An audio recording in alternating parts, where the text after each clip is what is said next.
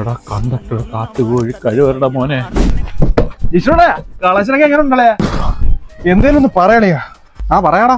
പിന്നെ നീ പൂക്കളം ഷർട്ട് വെട്ടി പെണ്ണുങ്ങളുടെ ഇടയിൽ കിടന്ന് വരവുന്ന പരിപാടി ഞാൻ കളയണം. ആ യൂണിഫോം എടുത്തിട്ടുണ്ടോ മര്യാദക്ക് കേട്ടാ? ഒന്നാതാ MED കറങ്ങി കിടക്കുക. ഉള്ള പൈസ അമ്മാരാ പെറ്റി അടിച്ചാൽ കൊണ്ടുപോകും. അത് പിന്നെ അളിയാ ചിക്സ് ഒക്കെ ഉള്ളതല്ലേ? ഏത് ദിവസം സെറ്റ് ചെയ്യണ്ടേ? ആ കൊള്ളാം. കേറുന്നൊക്കെ ജെൻസി പെമ്പിള്ളേരാ. അവളുമാർക്കൊക്കെ ജെൻസി ആങ്ങളമാരും കാണും. മാരൊക്കെ എന്തൊക്കെ അടിച്ചിട്ടാ കറങ്ങി കിടക്കുന്നതെന്ന് പറയാത്തില്ല. വല്ലതൊക്കെ വെച്ചിട്ടാണ് കയറ്റി തരും. അതൊക്കെ വരുന്നിടത്ത് വെച്ച് കാണാം. പറയാളിയാ ജിഷ്ണു, കളക്ഷൻ എങ്ങനെ ഉണ്ടളിയാ? പ്രിയദർശിനി വന്നതിന് ശേഷം ഒറ്റ പെണ്ണുങ്ങൾ വണ്ടിക്കകത്ത് കയറുന്നില്ല. ഇങ്ങനെയാണെന്നുണ്ടെങ്കിൽ വണ്ടി കട്ടപ്പുറത്ത് പോകും, എന്റെ പണി പോയും ചെയ്യും. ദൈവമേ, എന്റെ പ്ലാനിങ് എല്ലാം തെറ്റില്ല.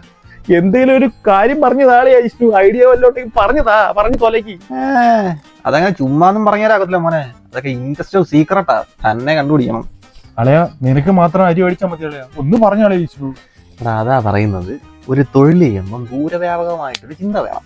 ബാ പറഞ്ഞുതരാം. പറഞ്ഞ ഇച്ചിരി ചിന്തിക്കാൻ എന്തുവാ? കണ്ടക്ടറിന്റെ പണി എന്തുവാ? പൈസ കയറുന്നു, ടിക്കറ്റ് കയറി കൊടുക്കുന്നു, വേറെന്തോ കണ്ടക്ടറിന്റെ പണി. ഇതാ അങ്ങനെ ആകുമ്പോ ഇത് കണക്കിരുന്ന് കാര്യം. എടാ എനിക്കറിയാതെ ഇവിടെ സംഭവിക്കുന്നു.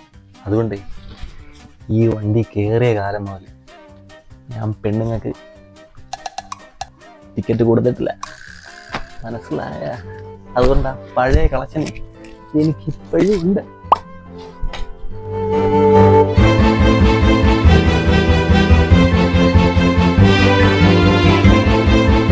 എടാ കണ്ടിട്ട് കാത്തുകോഴി കഴിവരുടെ മോനെ.